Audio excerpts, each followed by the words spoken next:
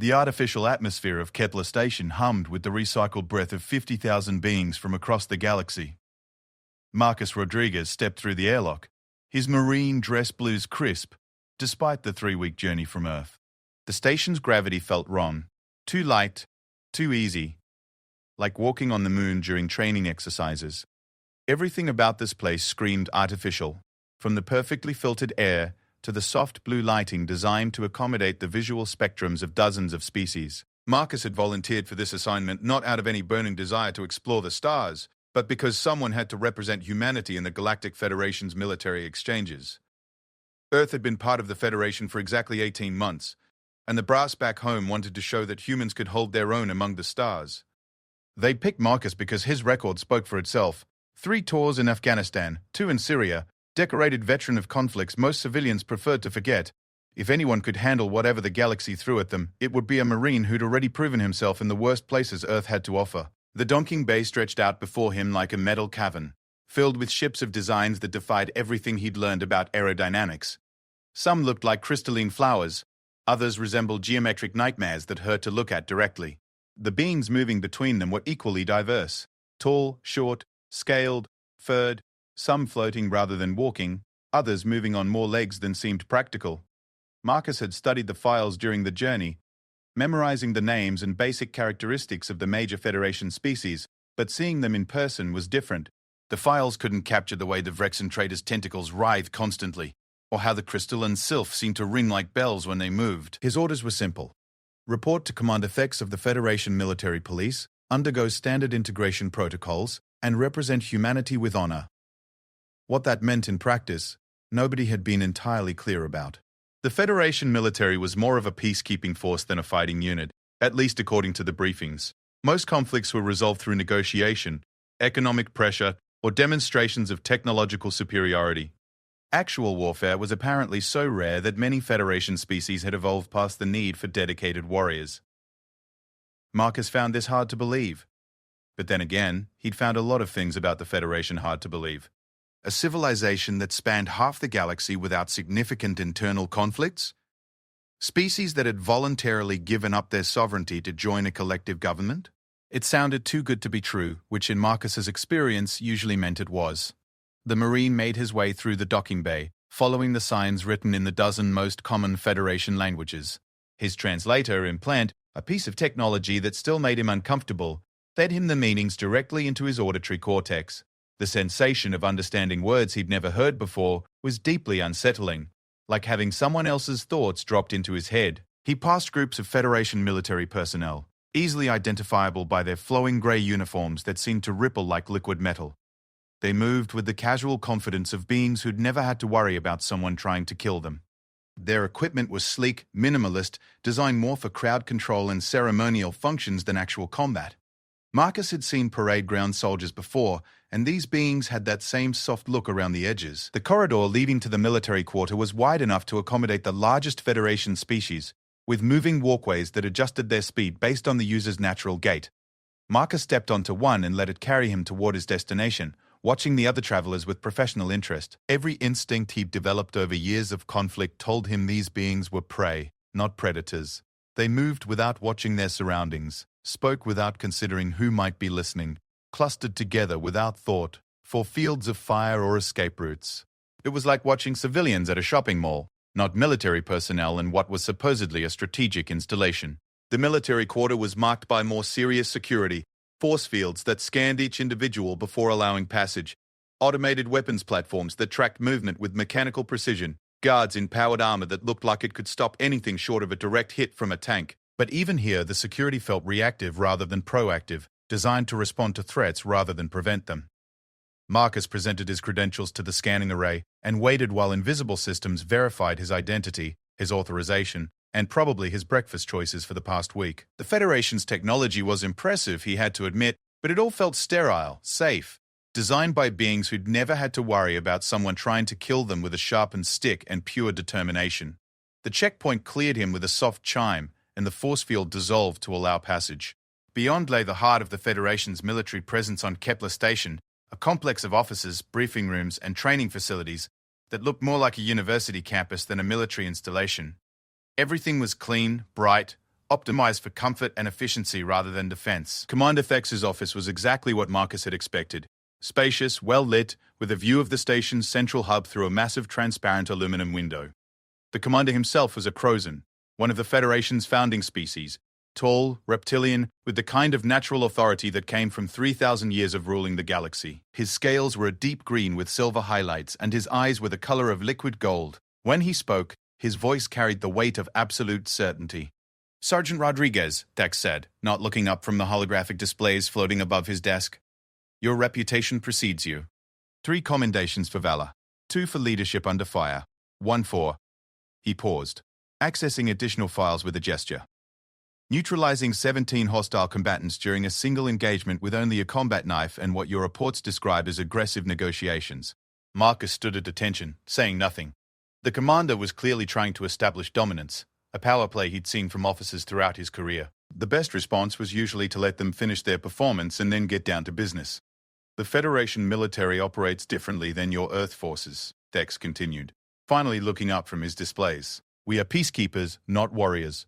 Our role is to maintain order, not to see conflict. Your species' tendency toward violence is noted in our files, but here you will learn more civilized methods of resolving disputes." The condescension in the alien's voice was subtle but unmistakable. Marcus had heard the same tone from politicians who'd never been shot at, from academics who studied war from the safety of their offices, from beings who'd never had to choose between their life and someone else's. He kept his expression neutral and his mouth shut. "You will be assigned to Captain Vex of our patrol unit," Thex said, transmitting files to Marcus's personal communicator.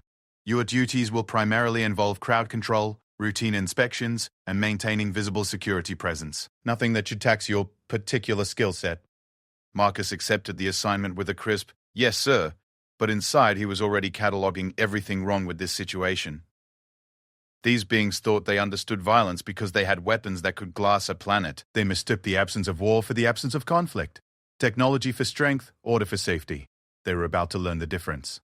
Captain Vex turned out to be a Rillan, one of the galaxy's trader species, with the lean build and quick movements of beings evolved for zero-gravity environments. His skin had a blue-gray tint that shifted colors based on his emotional state, currently displaying the neutral purple of professional courtesy. His uniform was immaculate, his equipment polished to a mirror shine, and his manner suggested someone who'd read about military service in a book.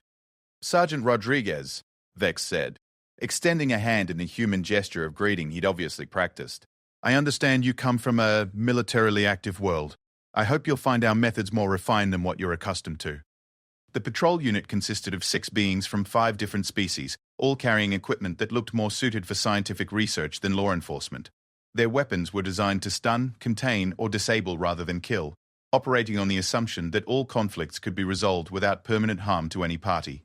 Their armor was lightweight, prioritizing mobility and comfort over protection. Their tactics were based on de-escalation, negotiation, and the overwhelming technological superiority of Federation equipment. Marcus spent his first week learning these tactics, studying Federation law, and familiarizing himself with the capabilities and limitations of his new equipment. The weapon they issued him was a marvel of engineering, a multi-mode energy projector, capable of everything from harmless light shows to targeted electromagnetic pulses that could disable most electronic systems.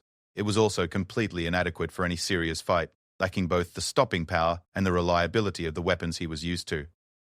His new teammates were polite, professional, and utterly unprepared for actual violence. They moved through their duties with the casual confidence of beings who'd never had to consider the possibility that someone might want to hurt them. When they encountered disputes, they resolved them through calm discussion and the implicit threat of Federation authority. When they faced resistance, they escalated through a carefully structured hierarchy of responses designed to minimize harm to all parties. It was during his second week that Marcus began to understand the fundamental problem with the Federation's approach to security. They had mistaken the absence of open warfare for the absence of predatory behavior. They had confused technological superiority with personal strength. They had built a civilization that worked perfectly as long as everyone agreed to follow the rules, but they had no idea what to do when someone decided the rules didn't apply to them. The revelation came during what should have been a routine patrol through the station's commercial sector. Marcus was walking with Vex and 2 other team members when they encountered a crowd gathered around what appeared to be a merchant dispute. A Vrexan trader was arguing with a Crozon customer over the quality of some technological component. their voices rising in the harmonic patterns that indicated serious disagreement among their species. The patrol team moved to intervene using standard protocols. Identify the parties, determine the nature of the dispute, facilitate negotiation between opposing positions. It was a textbook example of Federation peacekeeping, and it should have resolved the situation within minutes. It might have worked too, if Marcus hadn't noticed the way the crowd was positioned, if he hadn't seen how some of the bystanders were moving, with too much purpose, too much coordination. If his instincts hadn't started screaming that something was very, very wrong about this whole situation. The attack came from 3 directions simultaneously. The bystanders produced weapons from concealment, targeting the patrol team with military precision. The merchant dispute was revealed as a distraction, designed to position the peacekeepers exactly where the attackers wanted them, and the patrol team, for all their training and technology, was caught completely off guard by the simple reality that someone was willing to hurt them. Vex went down in the first seconds, his armor's shields overloaded by concentrated energy fire. The other 2 team members tried to retreat to cover while activating their emergency beacons, but the attackers had planned for this contingency. Signal jammers activated throughout the area, cutting off communications with station security. Escape routes were blocked by additional hostile forces that emerged from hidden positions. Marcus found himself facing the kind of situation he understood better than anyone around him. A fight where the only rule was survival, where training and technology mattered less than will and violence, and the absolute determination to be the last one standing when the shooting stopped. The attackers were using stolen Federation equipment, but they moved like soldiers, like beings who understood that sometimes the only way to resolve a conflict was to hurt people until they stopped being a problem. The Marine dropped to one knee behind an overturned merchant stole, drawing his Federation-issued weapon while his mind automatically shifted into combat mode. His training took over, years of experience distilling into pure instinct. Cover, concealment, fields of fire, threat assessment, all the things the Federation apparently thought they'd evolved past. The attackers were good, better than the station security would be able to handle. They moved with coordination and purpose. Their equipment was military grade, and their tactics showed professional training. But they had made one critical mistake. They had assumed that all Federation military personnel would respond to violence the same way, with shock and confusion and ineffective resistance. They had never fought a human being. Marcus's first shot took the nearest attacker center mass, the energy beam punching through his shields and armor like they weren't there. The alien dropped, more surprised than hurt. Federation weapons were designed to incapacitate, not kill, and his equipment reflected that philosophy. But Marcus had made modifications to his weapon during his first week, adjustments that the Federation's safety protocols would never have allowed. His second shot put another attacker down permanently, and the third began the process of teaching these beings why humans had earned their place in the galaxy through violence rather than negotiation. The Marine moved through the commercial sector like a force of nature, using tactics and instincts that the Federation had never bothered to develop because they had never needed them. By the time station security arrived, the fight was over. 6 attackers lay scattered across the marketplace, 3 dead and 3 wishing they were. The patrol team was safe, the civilians were unharmed, and Marcus was standing in the middle of it all, reloading his weapon with the casual efficiency of someone who'd done this many times before. The aftermath was swift and bureaucratic. Official reports were filed, investigations were launched, and Marcus was ordered to report to Commander Thex for immediate debriefing. The station's security forces were baffled by the attackers' capabilities and coordination. This level of military professionalism wasn't supposed to exist among Federation criminals. The weapons and equipment they'd used were restricted military hardware, available only to official Federation forces. As Marcus walked through the corridors toward his meeting with the commander, he began to understand that this incident was bigger than a simple criminal attack. Someone had trained these beings to fight like soldiers. Someone had equipped them with military hardware. Someone was operating inside Federation space with capabilities that weren't supposed to exist, and that someone had made the mistake of picking a fight with a human being. Commander Thex's office felt different this time. The same transparent aluminum window looked out over the station's central hub, but the casual authority that had marked their first meeting was gone. In its place was something Marcus recognized from his years of service. The rigid tension of an officer who'd suddenly realized that his understanding of the situation was completely inadequate. The commander's golden eyes studied the after-action reports with the kind of intensity that suggested he was reading them for the 5th or 6th time. The holographic displays around his desk showed tactical analyses, weapon signatures, and medical reports that painted a picture no Federation officer was prepared to see. 6 highly trained operatives had attacked a Federation patrol unit with military precision and advanced equipment. and one human Marine had neutralized them all in under 4 minutes. "Sergeant Rodriguez," Thex said finally, not looking up from the reports. "Your performance during the incident was unusual. Federation protocol calls for de-escalation, non-lethal responses, and minimal collateral damage. Your actions resulted in 3 fatalities and extensive modifications to issued equipment that violated at least 12 safety regulations." Marcus remained at attention, saying nothing. He'd been through enough post-action reviews to recognize the setup when an officer was working towards something, but hadn't figured out how to say it yet. The commander was struggling with the gap between Federation theory and combat reality, trying to fit what had happened into a framework that had never been designed to handle actual warfare. "However," Thex continued, finally meeting Marcus's eyes, "your actions also saved the lives of 3 Federation officers and prevented what intelligence analysis suggests was an attempt to capture Federation military personnel for unknown purposes. The attacker's equipment and training level indicate backing by an organization with resources that shouldn't exist within our borders." The commander gestured, and the holographic displays shifted to show intelligence assessments and tactical breakdowns. The attackers had been carrying weapons designed specifically to counter Federation shields and armor. Their tactics had been based on detailed knowledge of standard Federation response protocols. Their timing and coordination suggested professional military training that none of the known criminal organizations possessed. "We have a problem, Sergeant," Thex said. "Someone is operating within Federation space with capabilities that our security doctrine assumes don't exist. Our peacekeeping forces are trained to handle civil disputes, smuggling operations, and the occasional pirate raid. They're not prepared to face military units using tactics that the Federation has never needed to develop." Marcus nodded slowly, beginning to understand where this conversation was heading. "With respect, sir, that's because your people have never had to fight for anything. Peace isn't the natural state of the universe. It's something you have to defend. And defense means being ready to hurt people who threaten what you're protecting." The words hung in the air between them like an accusation. Thex's scales shifted color slightly, displaying the pale patterns that indicated deep thought among his species. He had spent his entire career in a military that existed primarily for ceremonial purposes, enforcing laws among species that had agreed to be governed. The concept of facing an enemy that rejected the fundamental assumptions of Federation civilization was outside his experience. "Your file indicates extensive experience with what Earth calls asymmetric warfare," Thex said. "Conflicts where conventional military doctrine proves inadequate against opponents who refuse to engage according to established rules of combat.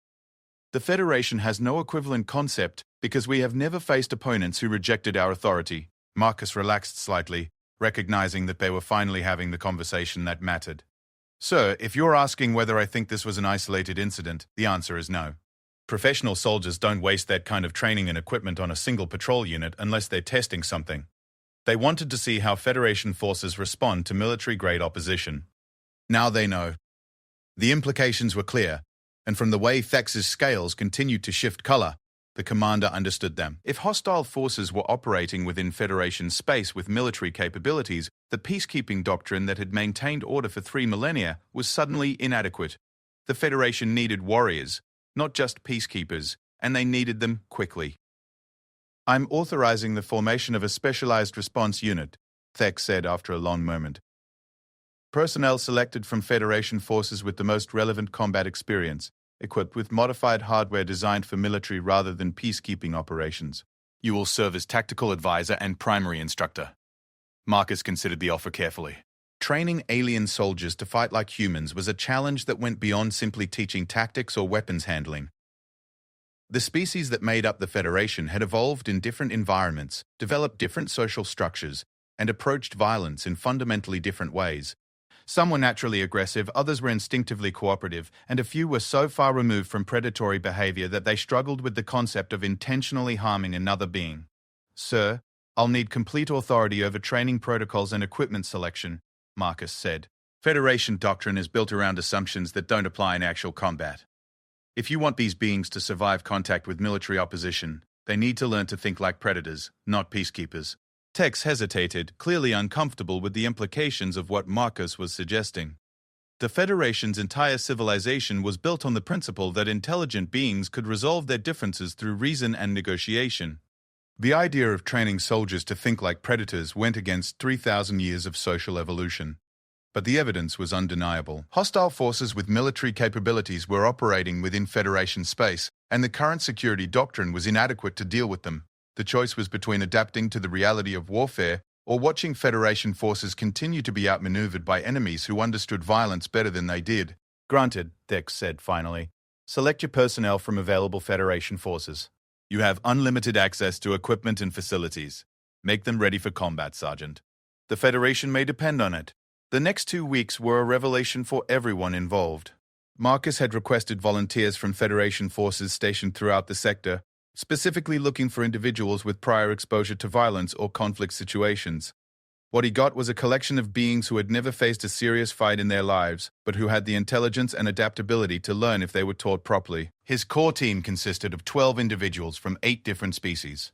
There was Kaz, of Rexan female, whose tentacles gave her advantages in zero-gravity combat that no human could match. Jorik, a crystalline sylph whose species' natural electromagnetic abilities could overload most electronic systems with focused effort. Vex, recovered from his injuries and determined to never be caught unprepared again. And 9 others, each bringing their species' unique advantages to the challenge of becoming warriors in a civilization that had forgotten how to fight. The training facility Marcus commandeered was originally designed for recreational activities and ceremonial drill practice. He gutted it completely, installing holographic projectors capable of creating realistic combat scenarios. Environmental controls that could simulate everything from Arctic conditions to toxic atmospheres, and weapon systems that could provide genuine physical threat without permanent injury. The Federation's advanced medical technology meant that injuries that would be crippling on Earth could be healed within hours, allowing for training intensity that would have been impossible with human soldiers. The first lesson was the hardest, teaching beings who had never faced genuine violence how to overcome their instinctive responses to aggression. Most Federation species had evolved cooperative social structures that emphasized negotiation and consensus building over individual dominance. When faced with direct physical threat, their natural response was to seek compromise or submit to authority rather than fight back. Marcus had to break them of these responses systematically, using training scenarios that forced them to choose between effective violence and continued victimization. He started with simple exercises, hand-to-hand combat drills that taught the mechanics of striking and grappling, and gradually escalated to complex tactical situations where hesitation or misplaced mercy would result in mission failure and simulated casualties. Cass adapted fastest, her predatory ancestors giving her instincts that translated well to combat thinking. The Vrexan species had evolved as ambush predators in their homeworld's vast kelp forests, and once Marcus showed her how to apply those instincts to military tactics, she became a devastating close-quarters fighter.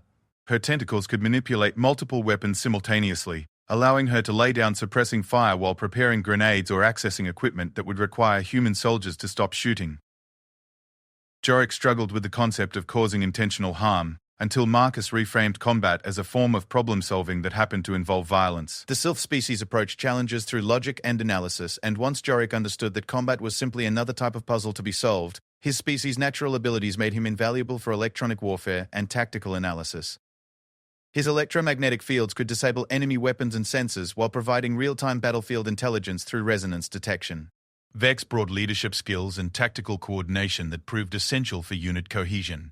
The Rillan species' natural adaptability and their experience with complex zero-gravity environments made them excellent at improvising solutions when standard tactics failed. Vex learned to coordinate the unit's diverse capabilities into combined arms approaches that no single species could match. The others progressed at different rates, some struggling with the psychological adjustment to violence, while others adapted quickly to their species' particular combat advantages. But within 2 weeks, Marcus had something that no Federation officer had seen in 3 millennia. A military unit capable of thinking and fighting like warriors rather than peacekeepers. The real test came when intelligence reports indicated another attack was imminent. Federation monitoring systems had detected unusual activity in one of the station's industrial sectors. Equipment moving without proper authorization. Communication patterns that suggested coordination between groups that shouldn't be connected. And energy signatures consistent with the weapons used in the first attack. Marcus deployed his team using tactics that Federation doctrine had never contemplated. Instead of responding to the threat directly, they positioned themselves to control the battle space before the enemy could establish their preferred conditions. Instead of announcing their presence and attempting negotiation, they gathered intelligence and prepared to strike first with overwhelming violence. The enemy force was larger this time. 20 operatives with military equipment and coordination that confirmed Marcus's assessment about their backing. They had learned from the first encounter, positioning themselves to counter the expected Federation response patterns, and bringing weapons specifically designed to overwhelm standard peacekeeping equipment. Their plan was sophisticated, their execution was professional, and their confidence suggested they expected to face the same ineffective resistance they had encountered before. They were not prepared for 12 Federation soldiers who had learned to think like human Marines. The engagement lasted 7 minutes. Marcus's team struck from positions the enemy hadn't anticipated, using tactics the enemy hadn't prepared for, with violence the enemy hadn't expected from Federation forces. Cass disabled 3 operatives before they realized they were under attack, her tentacles moving with predatory efficiency that no Federation training manual described. Jorik's electromagnetic fields turned the enemy's own equipment against them, overloading weapons and sensors and cascading failures that left them blind and defenseless. Vex coordinated movement and fire support with precision that kept the team's diverse capabilities functioning as a unified force. The others applied their species' unique abilities to combat situations with creativity that surprised even Marcus. When the shooting stopped, 18 of the 20 attackers were neutralized. 1 was in custody, and 1 had managed to escape with information that would prove more valuable than anyone realized at the time. The prisoner was a Droken, a species known for their analytical intelligence and their rigid adherence to logical hierarchies. Under interrogation, she revealed that the attacks were being coordinated by a coalition of species that had been excluded from the Federation during its formation. They called themselves the Hegemony, and their goal was to prove that the Federation's peaceful civilization was weak and unworthy of governing the galaxy. The Hegemony had been watching Federation forces for decades, cataloging their weaknesses and developing tactics specifically designed to counter peacekeeping doctrine. They had assumed that a civilization built on cooperation and negotiation would be unable to adapt to genuine military opposition. Their strategy was to demonstrate Federation weakness through a series of increasingly bold attacks, undermining confidence in Federation authority until member species began to question whether their peaceful government could actually protect them. The plan had one critical flaw.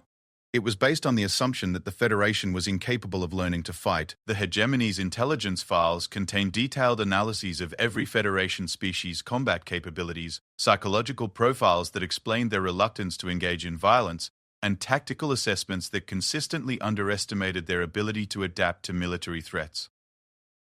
But the files contained no information about humans because Earth had joined the Federation too recently for comprehensive analysis. The Hegemony knew that humans came from a violent world, but they had assumed that Federation influence would moderate that violence the same way it had moderated aggressive tendencies in other species. They had not considered the possibility that human soldiers might teach Federation forces to fight like humans instead of being taught to fight like Federation peacekeepers.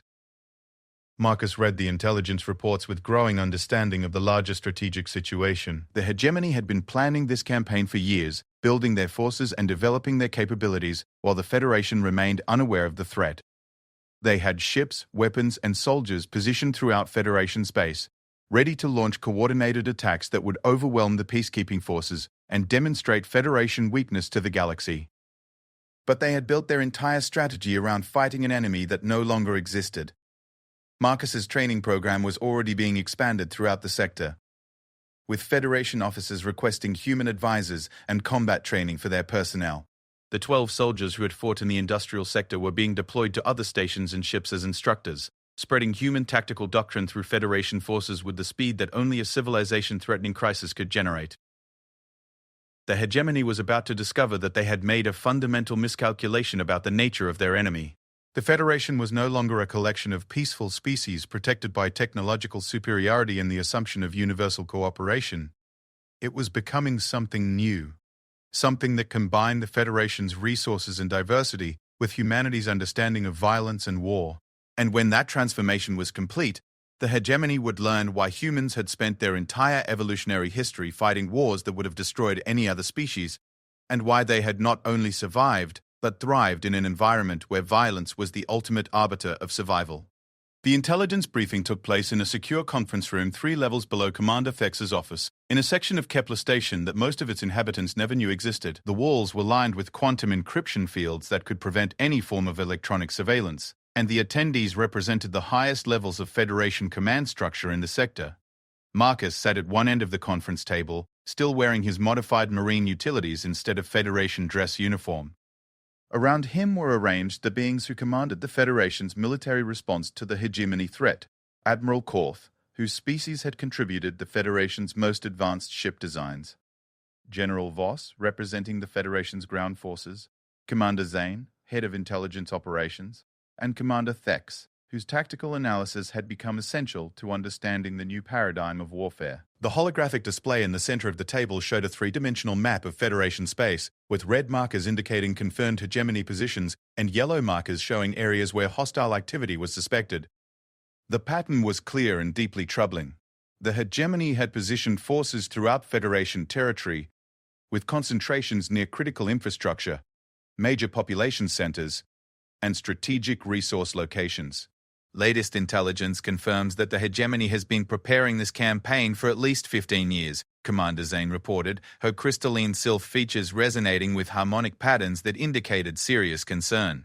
They have infiltrated our supply lines, corrupted our communications networks, and positioned sleeper agents in key locations throughout our territory. When they decide to move, they will be able to strike simultaneously across dozens of systems. Admiral Korth, a massive Draknari whose species had evolved in the crushing gravity of gas giant moons, leaned forward with the careful movements of beings accustomed to environments where careless gestures could be fatal. Our fleet doctrine assumes that any serious threat will come from outside Federation space, allowing time for mobilization and response. The hegemony is already inside our defenses, positioned to strike before our ships can coordinate effective resistance. Marcus studied the tactical display with professional interest. The hegemony's positioning was sophisticated, designed to exploit specific vulnerabilities in Federation doctrine that they had clearly been analyzing for years. Their forces were positioned to isolate key systems from mutual support, prevent effective communication between Federation units, and overwhelm local defenses before reinforcements could arrive. It was the kind of strategic planning that required intimate knowledge of Federation capabilities, detailed intelligence about defensive weaknesses, and the patience to position assets over years or even decades. The hegemony had been studying their enemy with the thoroughness of beings who understood that they would only get one opportunity to prove their point about Federation weakness. "How long until they're ready to move?" Marcus asked. General Voss, whose Rillan features displayed the blue patterns of calculated concern, accessed additional files with a gesture. Intelligence estimates suggest they could launch coordinated attacks within 2 to 3 weeks. They're currently moving equipment and personnel into final positions, but they're being careful to maintain the appearance of normal activity to avoid triggering our security protocols. Marcus nodded, his mind automatically shifting into the strategic planning mode that had served him through multiple combat deployments. They're waiting for some kind of trigger event, something that will justify their attacks in the eyes of the galaxy and demonstrate Federation weakness simultaneously. Probably planning to stage an incident that makes their response look like justified retaliation. The implications were clear to everyone in the room. The hegemony wasn't just planning military attacks, they were planning a propaganda campaign designed to undermine the Federation's legitimacy throughout the galaxy. By demonstrating that the Federation couldn't protect its own territory from internal threats, they would call into question the fundamental assumptions that held the galactic government together. "Our current forces are inadequate to counter this threat," Admiral Korth said bluntly. Federation military doctrine has been optimized for peacekeeping operations, not warfare against coordinated military opposition. Even with the combat training that Sergeant Rodriguez has been providing, we lack the numbers and experience necessary to face the hegemony's forces effectively. Marcus had been expecting this assessment. The training program he'd established was producing competent soldiers, but competence wasn't enough when facing an enemy with superior numbers, better positioning, and the advantage of strategic initiative. The Federation needed more than just tactical improvements. They needed a fundamental shift in their approach to military operations. "Sir, I recommend immediate contact with Earth Command," Marcus said. "The Federation needs human military advisors at every level of command, from squad tactics to strategic planning. We also need human military units deployed to critical systems, not just advisors, but actual combat troops with experience in the kind of warfare the hegemony is planning." The silence that followed his recommendation was heavy with implications that went far beyond military necessity. The Federation had accepted Earth as a member species, but asking for human military intervention represented a fundamental admission that their own forces were inadequate to defend their civilization. For beings whose identity was built around 3 millennia of peaceful governance, it was a psychological challenge that went beyond simple tactical considerations. Commander Thex was the first to speak. The political implications of such a request would be significant. Many Federation species still view humans as excessively violent, better suited for controlled aggression than civilized governance. Requesting military intervention would confirm their worst assumptions about your species. Marcus understood the political dynamics, but his priority was keeping Federation forces alive when the shooting started. With respect, sir, the hegemony is planning to kill Federation civilians and destroy Federation infrastructure to prove that your civilization is weak. Whether human involvement confirms some species' prejudices is less important than whether Federation citizens survive the next few months. Admiral Korth's massive form shifted slightly, the Drachnori equivalent of a nod. The sergeant is correct. We must prioritize survival over political sensibilities. If the Federation falls to the hegemony, our concerns about human influence become irrelevant. The discussion that followed covered logistics coordination and the practical challenges of integrating human military doctrine with Federation capabilities. Human soldiers operated with different equipment, different tactical assumptions, and different approaches to command and control than Federation forces. Making them work together effectively would require extensive coordination and training that they might not have time to complete before the hegemony launched their offensive.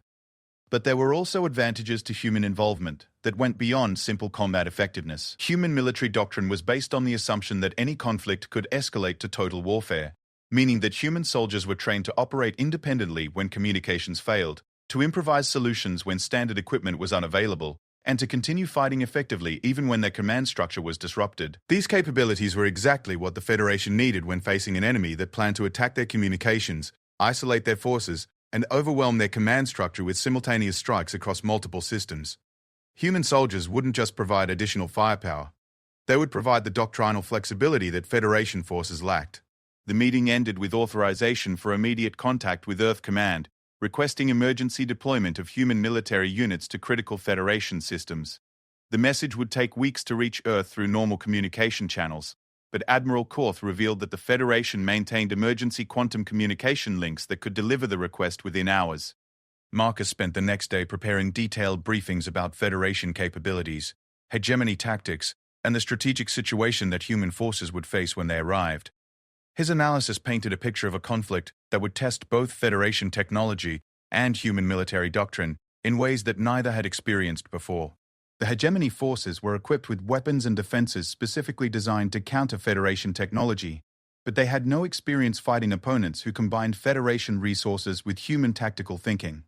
Human soldiers would have access to Federation shields, sensors, and weapons while retaining their own approaches to combat, creating capabilities that the hegemony had never encountered and couldn't have prepared for. But the human forces would also be operating in an environment completely unlike Earth's conflicts. They would be fighting in artificial gravity, in atmospheric conditions that their equipment wasn't designed for, against enemies whose biology and psychology were fundamentally different from human opposition. They would need to coordinate with alien allies whose combat instincts and communication methods had evolved in completely different environments.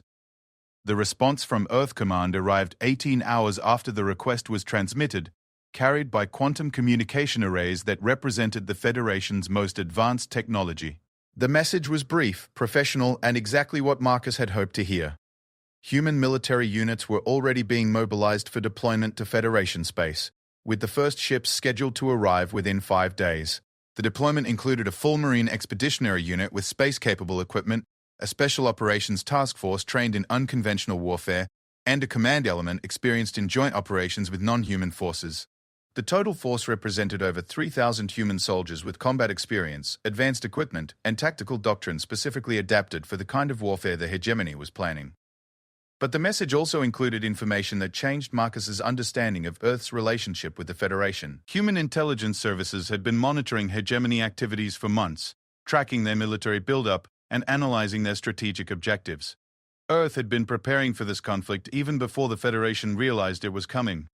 The revelation that human forces had been positioned for immediate deployment suggested a level of strategic planning and intelligence capability that went far beyond what the Federation had expected from their newest member species. Earth hadn't just joined the Federation as a junior partner, they had been preparing to defend it with the same thoroughness that had allowed humans to survive in their violent home environment.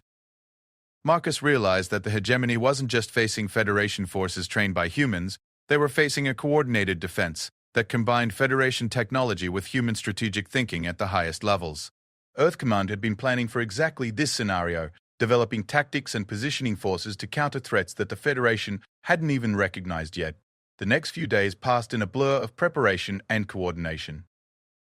Marcus worked with Federation commanders to identify optimal deployment positions for human forces, locations where their capabilities would be most effective, and where they could provide maximum support to Federation units. The tactical analysis required understanding not just the military situation, but the psychological and political factors that would determine how different species responded to human military presence. Some Federation species welcomed human involvement, particularly those whose own worlds had experience with conflict or violence. Others were concerned about human influence on Federation military doctrine, worried that human tactical thinking would undermine the cooperative principles that held the Federation together. A few were openly hostile to the idea of human soldiers operating in Federation territory, viewing it as confirmation that their peaceful civilization was fundamentally flawed. Marcus found himself serving as both military advisor and diplomatic liaison, explaining human tactical doctrine to Federation commanders, while assuring them that human soldiers understood the political sensitivities of their deployment. It was a delicate balance between demonstrating human military capabilities and respecting Federation concerns about the implications of those capabilities for their civilization's future. The first human ships arrived ahead of schedule, their drives leaving characteristic energy signatures that Federation sensors had never detected before. Human military technology had developed along completely different lines than Federation systems, prioritizing reliability and effectiveness over elegance and efficiency. Where Federation ships were graceful and sophisticated, human vessels were purposeful and deadly, designed by beings who expected that any journey might end in combat. Marcus watched the human task force deploy through Kepler Station's sensor arrays, counting ships and analyzing capabilities with professional satisfaction. 3 assault carriers, 12 escort frigates, 2 specialized reconnaissance vessels, and a command ship that carried communication and coordination equipment designed to operate in the kind of electromagnetic warfare environment that the hegemony would create when their attacks began. The human forces were ready for the kind of war that the Federation had never expected to fight. The question was whether they would arrive in time to make a difference, or whether the hegemony would launch their attacks before human and Federation forces could coordinate their defense. The answer came 2 days later, when hegemony forces struck simultaneously across 17 star systems, targeting Federation infrastructure with the precision and coordination that years of preparation had made possible. The war had begun, and both sides would discover whether the Federation's transformation from peacekeepers to warriors had been completed in time to save their civilization from enemies who had never learned to value peace over victory. The first wave of hegemony attacks struck with the precision of a surgical instrument and the fury of a natural disaster. Marcus watched the tactical displays in Kepler Station's command center as red alerts cascaded across Federation space, each marker representing infrastructure destroyed, communication nodes severed, and Federation forces overwhelmed by enemies they had never expected to face. 17 star systems struck simultaneously. Industrial complexes that had supplied Federation technology for centuries reduced to glowing debris. Communication relays that had carried peaceful negotiations for 3 millennia transformed into expanding clouds of ionized metal. Trade routes that had connected diverse species in cooperative prosperity cut into isolated segments where Federation authority meant nothing and Federation protection was a memory. The hegemony's opening move was everything their intelligence had suggested it would be: comprehensive, coordinated, and designed to demonstrate Federation weakness to the entire galaxy. News of the attack spread through hyperspace communication networks faster than Federation forces could respond, carrying images and reports that showed peaceful Federation worlds burning, while their defenders struggled with tactical situations they had never been trained to handle. Casualties are mounting across all targeted systems, Commander Zane reported, her crystalline form resonating with harmonic frequencies that indicated barely controlled panic. Federation forces are attempting standard peacekeeping responses to military assaults. Their equipment and training are proving inadequate against coordinated opposition using specifically designed countermeasures. Marcus studied the pattern of attacks with professional detachment, recognizing the strategic thinking behind the hegemony's target selection. They hadn't just struck random Federation installations. They had carefully chosen objectives that would maximize psychological impact while disrupting specific capabilities essential to Federation defense coordination. The communication relays they had destroyed were positioned to prevent Federation fleets from coordinating mutual support. The industrial facilities they had targeted produced the components essential to Federation military equipment. The trade routes they had severed connected systems with mixed species populations, areas where hegemony propaganda about Federation weakness would have maximum political effect. They're not trying to conquer Federation territory, Marcus realized aloud. They're demonstrating that the Federation can't defend its own space. This is a propaganda campaign disguised as a military offensive. Admiral Korth's massive form shifted with the deliberate movements of beings accustomed to environments where careless gestures could be fatal. If the demonstration is successful, member species may begin to question whether Federation protection is worth Federation governance. The hegemony could achieve their objectives without conquering a single additional system. They merely need to prove that our authority is meaningless. The strategic implications were clear and deeply troubling. The Federation's legitimacy was based on its ability to provide security and prosperity to member species through cooperative governance. If the hegemony could demonstrate that Federation forces were unable to protect their own territory, that legitimacy would evaporate regardless of whether Federation planets were actually conquered. But Marcus also recognized opportunities in the hegemony strategy. Their attacks were designed to counter standard Federation responses, but they had positioned themselves to fight an enemy that was already beginning to change. Human military advisors were deployed throughout the affected systems. Federation forces trained in human tactical doctrine were responding to the attacks, and human combat units were moving to reinforce threatened positions. The hegemony's intelligence was excellent, but it was also outdated. They had planned their campaign against the Federation that existed 6 months ago, not the Federation that was emerging from its transformation under human influence. Sir, I recommend immediate deployment of human task forces to the 3 most strategically critical systems, Marcus said, highlighting positions on the tactical display. The hegemony is counting on Federation forces responding predictably to their attacks. Human units operating with Federation support can disrupt their timeline and force them to adapt to tactical situations they haven't prepared for. The recommendation sparked immediate discussion among the assembled commanders. Deploying human forces directly into combat zones represented an escalation that would have political ramifications far beyond the immediate military situation. The galaxy would see human soldiers fighting alongside Federation forces against enemies who claimed that the Federation was too weak to survive without external military support. But the alternative was watching Federation forces continue to be outmaneuvered by enemies who understood their limitations better than they understood their own capabilities. The hegemony had planned this campaign with surgical precision, and Federation doctrine provided no effective response to their tactics. Admiral Korth made the decision with the blunt efficiency that had made her species essential to Federation naval operations. Deploy human forces to Kepler 7, Rigel Station, and the Centauri Trade Hub. Those systems control the most critical supply and communication networks in the sector. If we can demonstrate effective resistance at those locations, it will counter hegemony propaganda while protecting essential infrastructure. The orders went out through quantum communication arrays that the hegemony had not yet targeted, reaching human task force commanders who had been preparing for exactly this scenario. Marcus monitored the deployment through real-time tactical feeds, watching human ships move toward combat, with the purposeful efficiency that had characterized their species' approach to warfare since their evolutionary development in Earth's violent environment. The first engagement occurred at Rigel Station, where hegemony forces had positioned themselves to destroy the primary communication hub connecting the Federation's core systems. Their plan was straightforward: eliminate the relay network, isolate Federation forces from mutual support, and demonstrate that Federation technology could not protect critical infrastructure from determined assault. The plan was sound, professionally executed, and completely inadequate to deal with human tactical doctrine applied to Federation technology. The human task force that arrived at Rigel Station consisted of 2 assault carriers, 6 escort frigates, and a reconnaissance vessel equipped with sensor arrays that could penetrate most forms of electronic countermeasures. But more importantly, it consisted of Marines who had trained for exactly this kind of situation, fighting enemies who possessed superior numbers and positioning, while using tactics specifically designed to counter human responses. The hegemony forces at Rigel Station were positioned according to intelligence projections about Federation defensive capabilities. They had calculated the response time of Federation reinforcements, the effectiveness of Federation weapons against their shields and armor, and the tactical approaches that Federation commanders would use when defending fixed installations. They had not calculated the response time of human Marines willing to launch direct assault operations against superior forces. They had not tested their defenses against human weapons modified with Federation technology. They had not considered tactical approaches based on the assumption that any defensive action might require accepting casualties that Federation commanders would consider unacceptable. The engagement lasted 43 minutes. Human Marines assaulted hegemony positions using tactics that combined human aggressiveness with Federation technology in ways that no previous conflict had tested.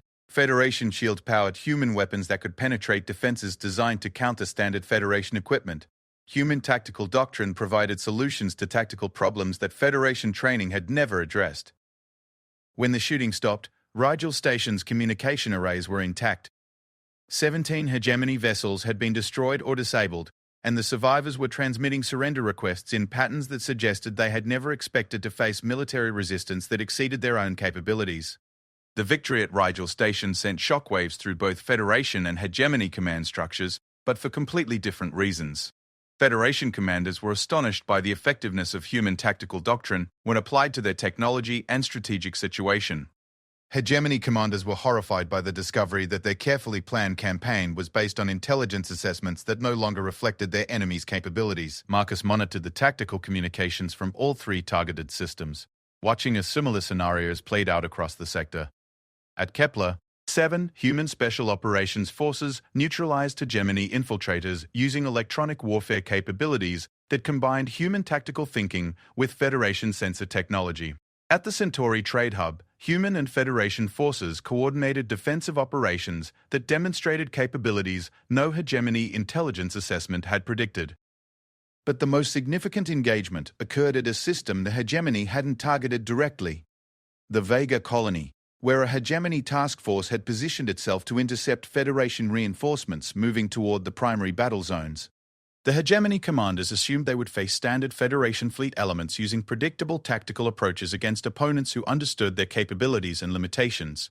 Instead, they encountered Admiral Sarah Chen of the Human Stellar Navy, commanding a task force that represented the culmination of human military development since joining the Federation.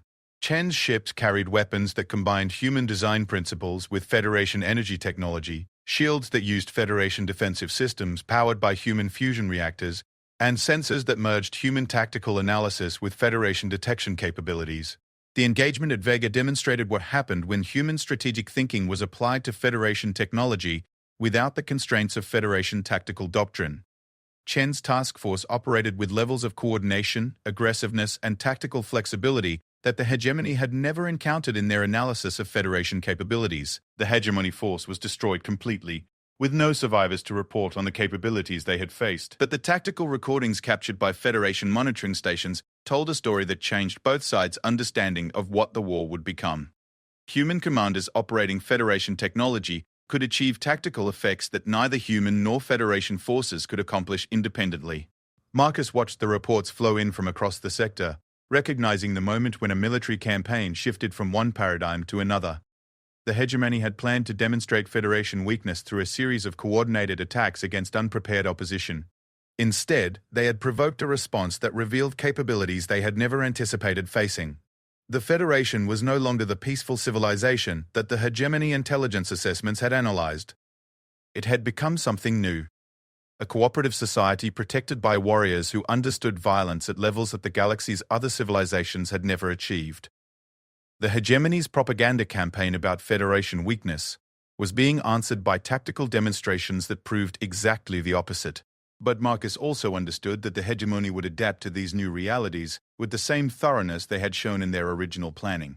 Their first wave of attacks had been designed to test Federation capabilities while achieving strategic objectives. Now that they understood what they were facing, their next moves would be calculated to counter human tactical advantages while exploiting whatever weaknesses they could identify in the new Federation human military cooperation. The war was far from over. If anything, it was just beginning to reveal its true scope and complexity. The hegemony had resources positioned throughout Federation space, allies among species that opposed Federation governance, and strategic objectives that went beyond simple military conquest. They would not be defeated by tactical victories alone, however decisive those victories might be. The next phase would test whether human strategic thinking could be scaled up from individual battles to the kind of galactic conflict that would determine the future of interstellar civilization. The Federation had gained the tactical capabilities it needed to fight, but it would need to learn to think strategically like humans if it wanted to win a war that would reshape the galaxy's political structure. Marcus began drafting his recommendations for the expanded deployment of human military advisors to Federation command structures at every level. The hegemony had made their opening move, and the Federation had responded effectively. But the real test would come when both sides committed their full resources to a conflict that would prove whether cooperative governance could survive when it required the same level of violence that had forged human civilization in the first place. 6 months after the first hegemony attack, Marcus stood in the observation deck of the Federation flagship, Unity's Resolve, watching the final battle of the war unfold in the space around the hegemony capital system. The ship around him represented everything the Federation had become during the conflict, a fusion of cooperative ideals and warrior pragmatism that had transformed both human and Federation understanding of what interstellar civilization could achieve. The battle fleet stretched across millions of cubic kilometers of space, its composition reflecting the revolution that had occurred in Federation military thinking. Human vessels flew alongside ships from dozens of Federation species, their formations incorporating tactical doctrines that no single species could have developed independently. Vroken stealth frigates provided reconnaissance for human assault carriers. Sylph electronic warfare vessels supported Dragnori heavy cruisers. Human marines coordinated boarding operations with Rillan zero-gravity specialists. But the most significant change wasn't in the technology or tactics, it was in the beings who commanded these forces. Federation officers who had begun the war as peacekeepers now thought strategically like warriors, while maintaining the cooperative principles that had held their civilization together for 3 millennia. They had learned to apply violence with precision and purpose, while never forgetting that violence was a tool for protecting what they valued, not an end in itself. Admiral Korth's voice carried across the command center, with the calm authority of someone who had learned to wage war without losing sight of the peace they were fighting to preserve. All units report ready for final assault. Human task forces are in position to exploit breakthrough sectors. Federation fleet elements are prepared to provide support and exploitation as opportunities develop. Marcus monitored the tactical displays with professional satisfaction, recognizing the culmination of everything they had accomplished during the war. The Federation had not just learned to fight, it had developed capabilities that exceeded what either humans or Federation species could achieve independently. The cooperative instincts that had made Federation species reluctant warriors had also made them extraordinarily effective when they learned to coordinate violence with the same precision they brought to peaceful endeavors. The hegemony capital system had been fortified for decades with defenses designed to counter any conceivable Federation attack. Orbital fortresses carried weapons that could destroy entire fleets. Planetary shields could withstand bombardment that would crack continents. Sensor networks could detect approaching threats across multiple star systems. The defenses were comprehensive, sophisticated, and completely inadequate to deal with tactics that combined human strategic thinking with Federation technological capabilities. The assault began with Admiral Chen's human task forces engaging the outer defense perimeter, using tactics that the hegemony's fortress commanders had never encountered. Human ships operated with levels of coordination and aggressive maneuvering that exceeded anything in hegemony tactical databases, while Federation technology provided capabilities that human vessels had never possessed. The combination created tactical effects that neither force could have achieved independently. But the real breakthrough came when Federation species began applying their own unique capabilities to combat situations with the kind of creative thinking that humans had taught them. Sylph crystal ships resonated at frequencies that disrupted hegemony shield generators across entire orbital platforms. Vroken vessels used their natural camouflage abilities to infiltrate defensive formations and strike from positions the enemy couldn't detect. Rillan pilots coordinated fleet movements with precision that human commanders found almost supernatural. The hegemony's defenses collapsed, not because they were overcome by superior force, but because they were designed to counter threats that no longer existed. The Federation fleet that struck their capital system was unlike anything their intelligence assessments had projected. A force that combined multiple species' capabilities under strategic direction that transcended any single tactical tradition. Marcus watched the final stages of the battle through real-time sensor feeds, seeing hegemony forces surrender with the kind of organized efficiency that suggested they understood exactly what they were facing. The beings who had started this war to prove Federation weakness were now requesting terms from a civilization that had become stronger through conflict than it had ever been through peace. The surrender negotiations took place aboard Unity's Resolve, in a conference room that had been designed to accommodate representatives from every Federation species. The hegemony delegation was led by War Commander Tark, a Crozan whose scales displayed the pale patterns of defeat and acceptance. Around him were arranged the military and political leaders who had planned and executed the campaign that was supposed to demonstrate the Federation's inability to defend itself. Admiral Korth presided over the negotiations with the same calm authority she had shown during the war, but her approach reflected the changes the conflict had brought to Federation thinking. The terms she offered were pragmatic rather than idealistic, designed to prevent future conflicts rather than simply ending the current one. The hegemony will surrender all military assets and submit to Federation oversight of your defense capabilities, Korth stated, her words carrying the weight of absolute victory. Your member species will be offered individual membership in the Federation, with full rights and protections under Federation law. Your leadership will face trial for war crimes, but your populations will be integrated into Federation society, with the same opportunities available to all member species. War Command Attack accepted the terms with the resignation of someone who had gambled everything on a single strategy and lost completely. We underestimated your capacity for adaptation, he said. Our intelligence indicated that Federation species were inherently peaceful, unsuited for the kind of warfare necessary to defend galactic civilization. We did not anticipate that humans would teach you to think like warriors while maintaining your cooperative instincts. Marcus listened to the exchange with understanding of both perspectives. The hegemony had been correct about Federation military weaknesses at the beginning of the conflict. Their mistake had been assuming that those weaknesses were inherent rather than circumstantial, fundamental rather than correctable. They had planned a war against an enemy that existed only in their intelligence assessments, not the enemy that the Federation had become through contact with human military thinking. But the Federation's transformation had gone beyond simply adopting human tactical doctrine.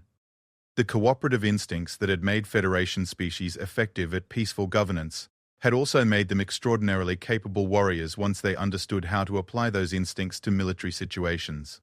Human advisors had taught them to fight, but they had developed their own approaches to warfare that reflected their species' unique capabilities and social structures. The result was a military force that combined the best aspects of human tactical thinking with capabilities that no human military had ever possessed. Federation species could coordinate operations with precision that exceeded human capabilities while maintaining the aggressive initiative that human doctrine emphasized. They could apply violence with surgical precision while never losing sight of the cooperative goals that violence was meant to achieve. The war's end marked the beginning of a new era in galactic civilization, one that would be shaped by the lessons both sides had learned during the conflict. The Federation had discovered that peaceful governance required the capacity for effective violence when that governance was threatened. The hegemony species were learning that cooperation could achieve objectives that conquest never could. But Marcus also understood that the war had raised questions about the Federation's future that would take generations to resolve. Human influence on Federation military thinking was undeniable, and that influence would have implications far beyond tactical doctrine. The galaxy now contained a civilization that combined cooperative ideals with warrior capabilities, and the long-term effects of that combination were impossible to predict. The integration of former hegemony species into Federation society proceeded with the same thoroughness that had characterized human military training during the war. Species that had spent decades planning for conquest were taught to apply their capabilities to cooperative endeavors. Warriors who had viewed violence as the ultimate arbiter of disputes learned to use their skills to protect rather than dominate. Some adapted quickly, recognizing that Federation society offered opportunities for achievement and recognition that conquest-based societies never could. Others struggled with the transition from hierarchical dominance to cooperative governance, requiring careful guidance and patient instruction. A few rejected Federation principles entirely and were relocated to systems where their traditional approaches could be maintained without threatening other species. Marcus found himself serving as a liaison between human military advisors and Federation integration specialists, helping former enemies understand how warriors could serve peaceful societies without compromising their essential nature. It was delicate work that required understanding both the psychology of violence and the sociology of cooperation.